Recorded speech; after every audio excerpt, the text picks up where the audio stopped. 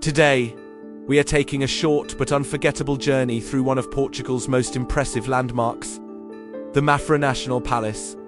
This building is the stone-made reflection of a king's promise, an empire's wealth, and a desire to show power to the world. King Joe V hoped to have a child to secure the continuation of the royal dynasty. He promised that if an heir was born, he would build a monastery in Mafra. After the child was born, a modest monastery was originally planned to fulfill that promise. Designed for around 13 monks, however, with the wealth coming from Brazil, what began as a small monastery plan became one of the most magnificent palace complexes in Europe. It is impossible not to be impressed while walking through this palace. Kings once walked through these corridors. Diplomatic meetings were held in these halls. These walls witnessed wars, intrigues, prayers, and the grandeur of an empire. Every room you are about to see carries a message: power, faith, wealth, and eternity. So now, let's explore not just a building, but a living history that has survived for nearly 300 years. And if you enjoy this journey, don't forget to like the video, subscribe to the channel, and turn on notifications. Hello everyone, right now we are in the town of Mafra, about 40 kilometers northwest of Lisbon. The enormous structure standing in front of us is not just a palace. It is also a monastery, a basilica, and a massive royal complex all combined into one. Even at first glance, it makes you feel incredibly small. The story of this building begins in the 18th century. King Joe V of Portugal to build a great monastery. But thanks to the gold and wealth arriving from Brazil at the time, the project gradually expanded and eventually became one of the most magnificent royal structures in Europe. The complex we are standing in today consists of around 1,200 rooms. Inside there are monastery sections where hundreds of monks once lived, royal apartments, a huge basilica, and one of the most impressive historical libraries in the world.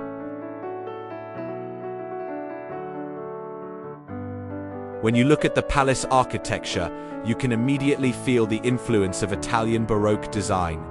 The long symmetrical facades, tall towers, and massive stonework were all created as symbols of power. King Joe V wanted to prove that Portugal could be just as magnificent as the Vatican and the other great monarchies of Europe. As soon as you step into this courtyard of Mafra Palace, the first thing you notice is the silence.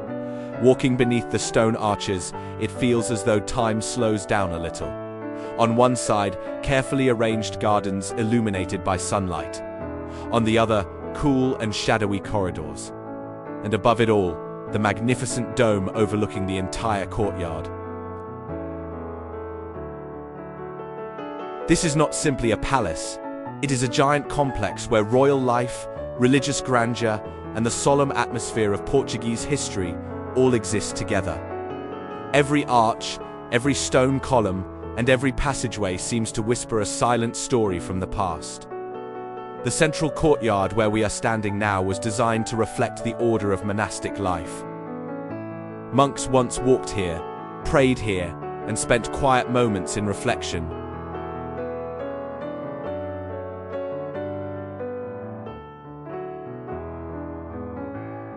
The long arcaded corridors and symmetrical stone arrangements perfectly express the Baroque idea of order and power.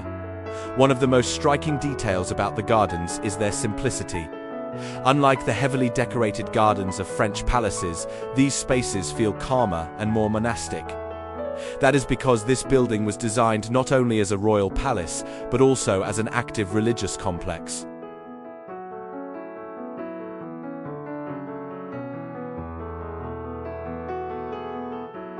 When you look around the courtyard, the enormous corridors surrounding all four sides create an almost endless feeling.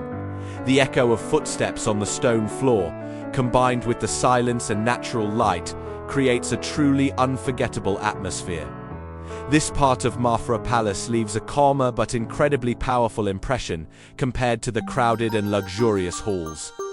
Walking here, you feel not only the size of the palace, but also its soul.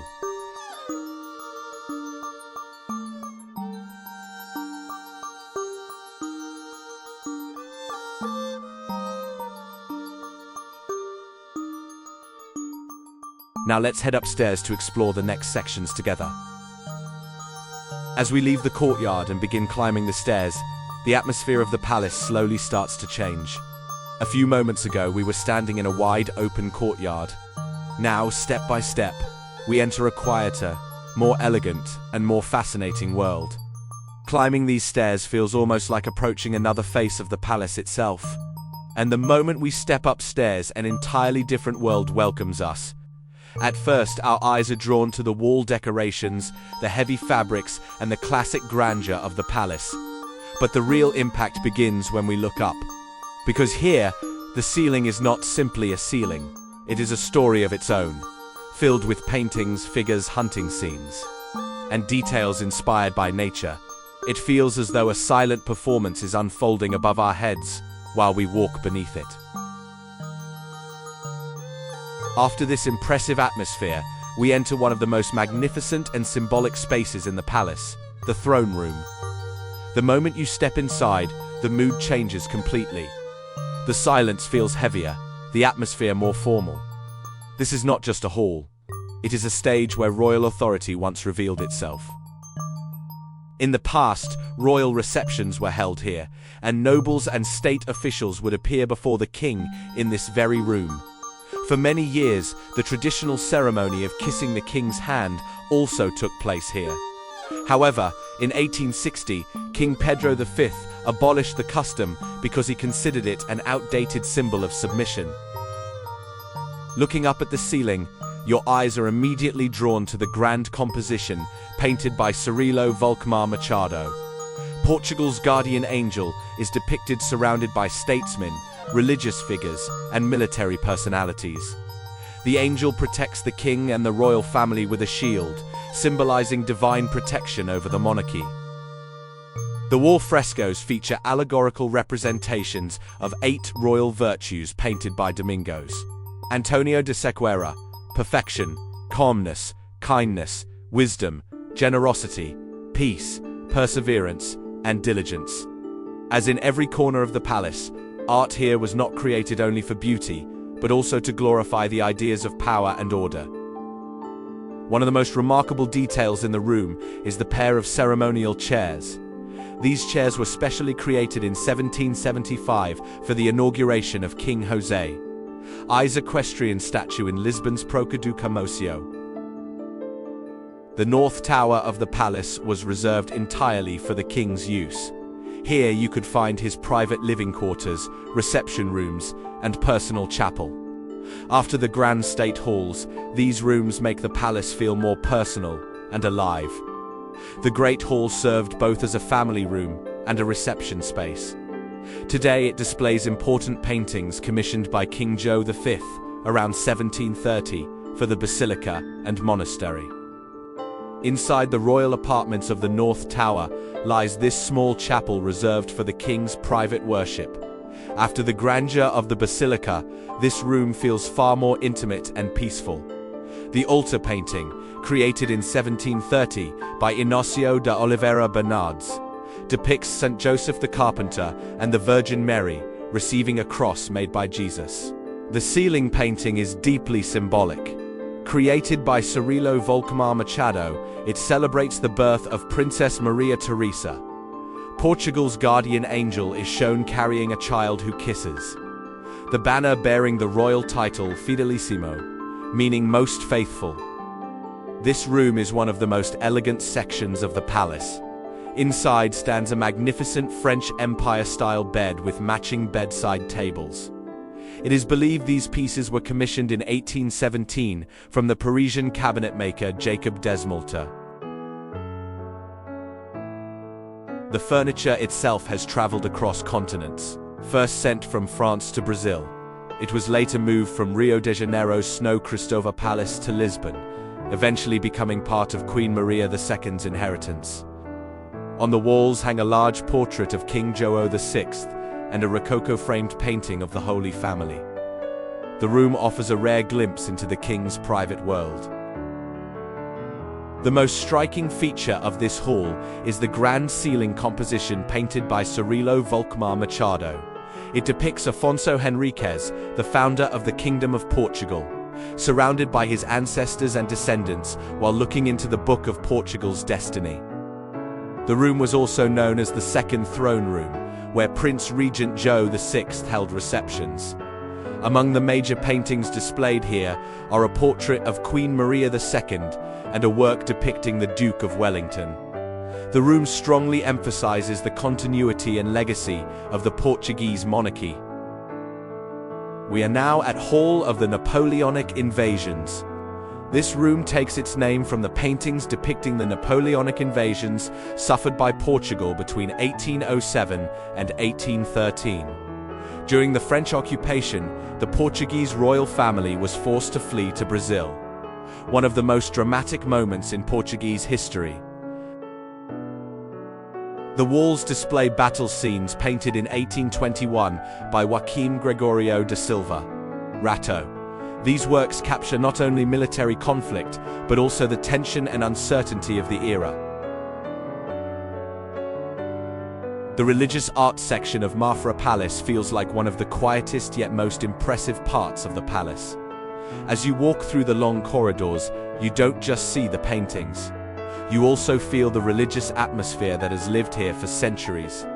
On the walls, there are large Baroque paintings, depictions of saints, biblical scenes, and dramatic religious compositions. The high ceilings, arched frames, and soft light give this section a very special atmosphere. This place feels not only like an art gallery, but also like a space that shows how important monastic life and religious devotion were in the past. With its silence, details, and solemn atmosphere, it can be considered one of Mafra's most special areas. Inside Sala do Brasil, or the Brazil Room, is known as one of the palace's remarkable ceremonial and reception rooms. The room takes its name from Portugal's historical ties with Brazil, its former colony. The hall especially stands out with its rich Baroque decorations, large mirrors, gold-detailed ornaments, and impressive ceiling decorations. In the past, royal receptions and official meetings were held here. The room's magnificent design was intended to reflect the wealth and power of the Portuguese Empire, especially through Brazil. Today, as you walk through it, you almost feel as if you are inside an old royal reception. This music room was one of the most elegant reception rooms used by the royal family. It is also known as the farewell room because King Manuel II said his final goodbye here before leaving for exile. Inside are an English piano played by Queen Maria Pia. The paintings surrounding the room include hunting scenes, mythological figures, and works inspired by Orpheus. Compared to the rest of the palace, the atmosphere here feels softer and more emotional. Now we arrive to the Bellade Room. It was designed for entertainment and relaxation for the royal family and their guests.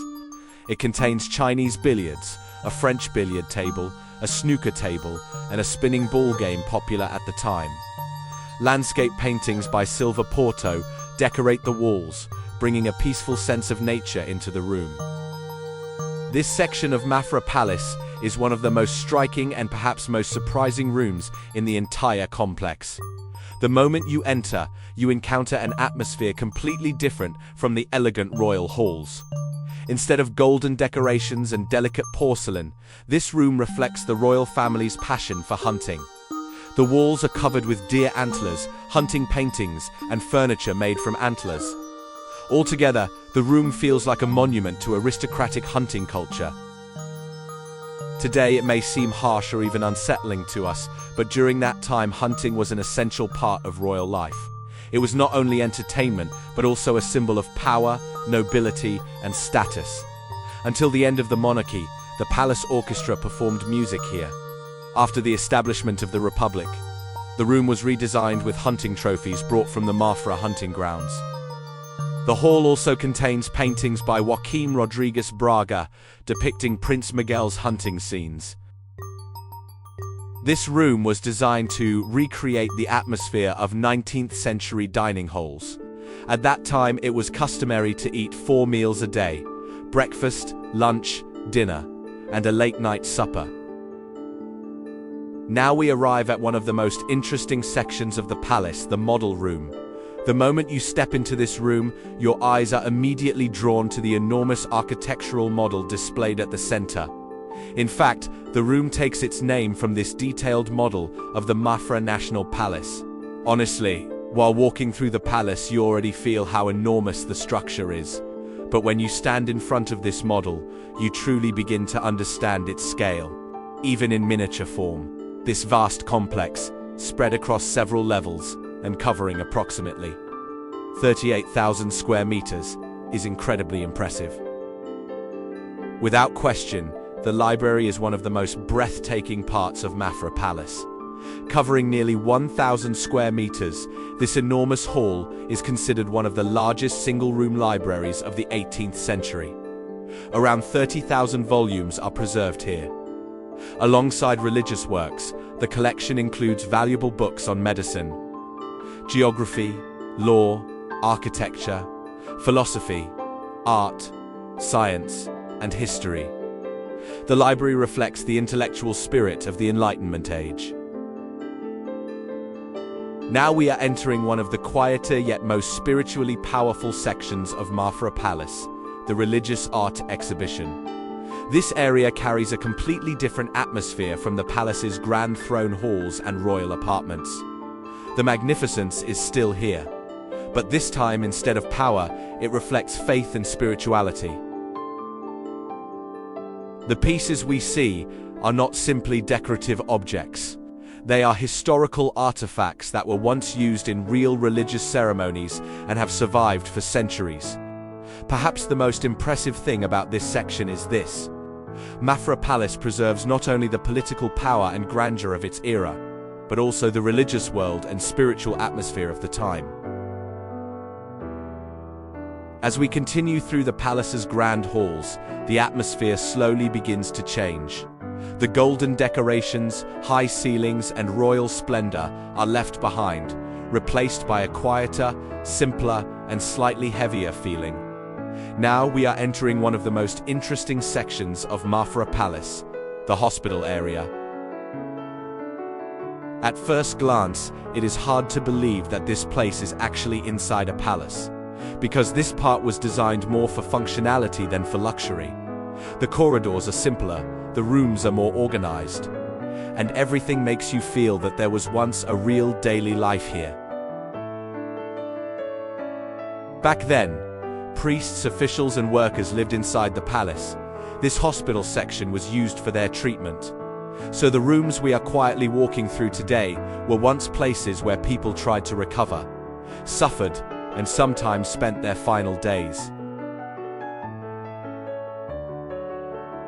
Especially when you reach the area with the beds, it feels like stepping back several centuries in time. The iron beds, old wooden details, and the layout of the rooms give you a glimpse into the medical conditions of that era. And honestly, I think that is exactly what makes this place so impressive. The grandeur you see in the rest of the palace does not exist here. Instead, there is silence, simplicity, and the weight of the past. And when you think about the magnificent halls we saw just a few minutes ago, it becomes really hard to believe that all of this exists inside the very same palace. This small kitchen was used to prepare meals for patients and medical staff. The copper kitchen utensils displayed today offer a vivid glimpse into everyday life within the palace.